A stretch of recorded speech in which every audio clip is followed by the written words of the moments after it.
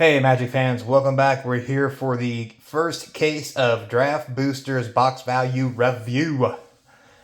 So, not as good as I was hoping, but I mean, it is what it is.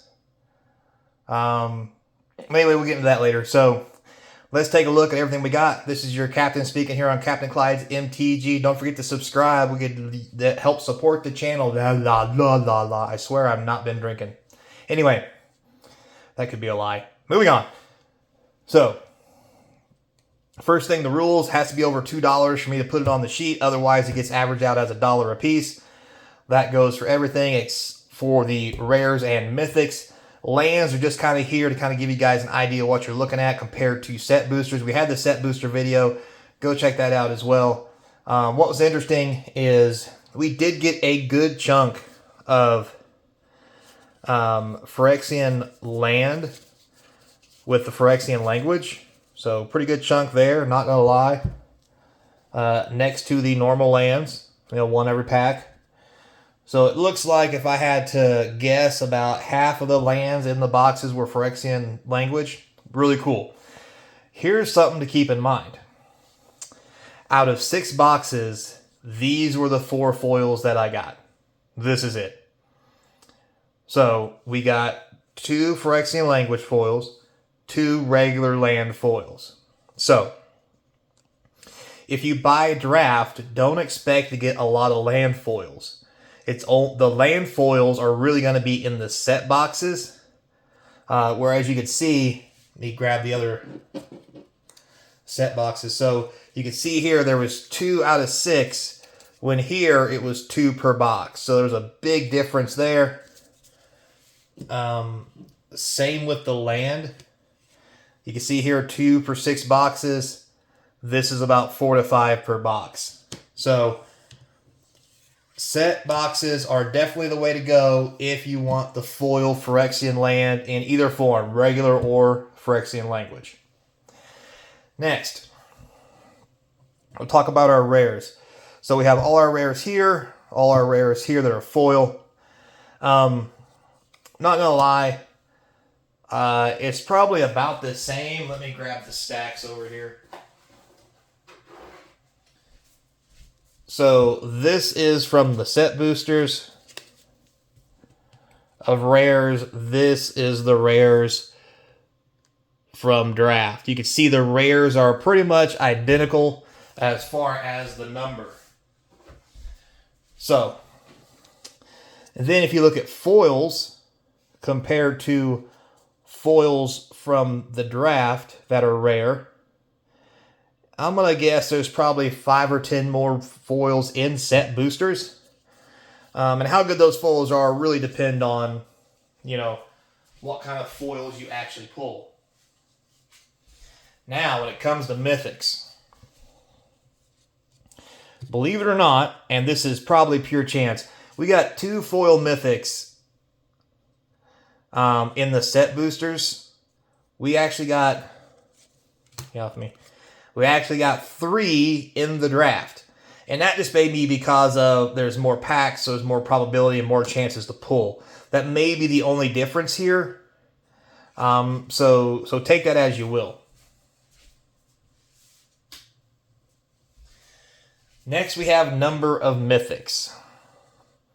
So if we compare the draft number to the set number, it looks like we got more in set. And I will say, we got a lot better mythics in the set boosters just because of the price. For example, in the set boosters, we got 3 Elesh Norns. In the draft, we got 1. So, but also, we got 1 Obliterator, or we didn't get any Obliterators, and we got a regular one and a foil one in the draft. So, again, that may be, let's say, chalked up to luck, or whatever you want to call it. But in here for mythics, we got an Obliterator, a Norn, we got 1 cool Vraska, 2 Gauntlets, a couple Nahiris, a couple Stacks, a couple Rex, 1 Atraxa, Luca, plenty of Dominus. I got so many of these things, Jesus. A couple Swords, 1 Jace, a couple Dominus, a pretty good mix. but not as good as the mix that we got out of the set boosters. Overall, just as a, whatever you want to call it, food for thought kind of situation. So with that said, let's talk about hey, my eyes are up here. Don't be looking over here the whole time trying to snake information. No, but seriously, if you look at the value here, the set boosters are on the left, draft boosters on the right. We did have a 121, which is pretty good, but then we had a 90, a 90, a 120, an 88, and a 97. So it averages out to 101. So that's a lot closer to actual box value than how we did on set boosters. So it's very interesting. It seems like we got better pulls and better money and more of the things that we're looking for, not just foil lands and what have you, in the set boosters than we did the draft. At least between these two cases. So I would say by the end of the day, from what I've seen in this set, if I wanted to buy a box to open, I would definitely buy set boosters. Now, it also depends on what you want. If you want more commons and uncommons, you might want to go draft because they're going to give you more commons and uncommons. You're trying to fill a set out. But if you're looking for rares, good hits, mythics, plus the list is in there, this is definitely a set that's went back to the way my first couple of videos have went, where set boosters really did outperform draft as an overall whole. So that's very interesting that we're now back to that dynamic again, finally.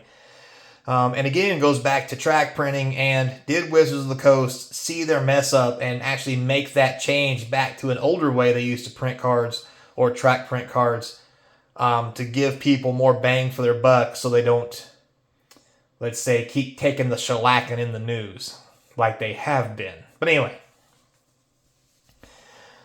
So, there's the basic rundown. That's really all there is to it. Now, obviously, I didn't count foils for commons and uncommons or tokens. There's no art cards. There's no list cards. So the draft boosters are set to at a disadvantage.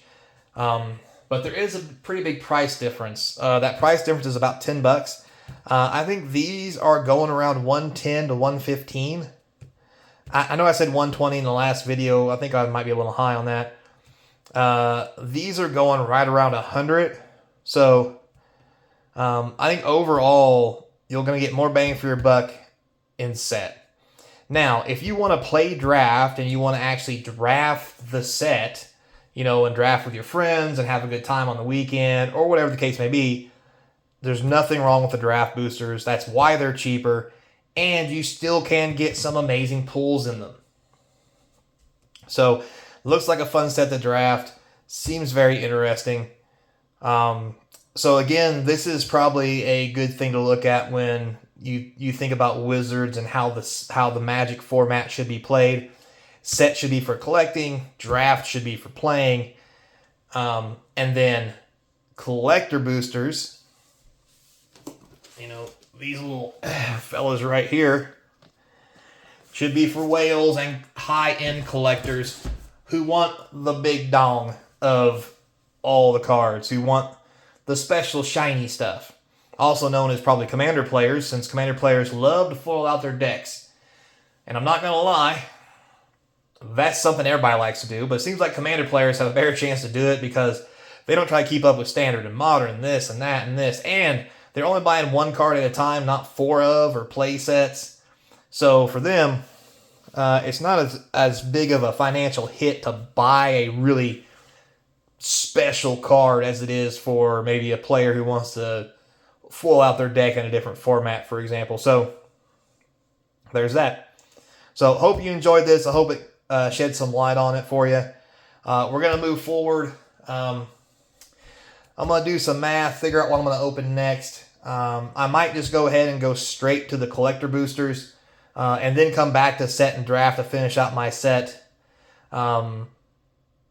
A, that way I get more money out of collector boosters so the price doesn't go down so fast.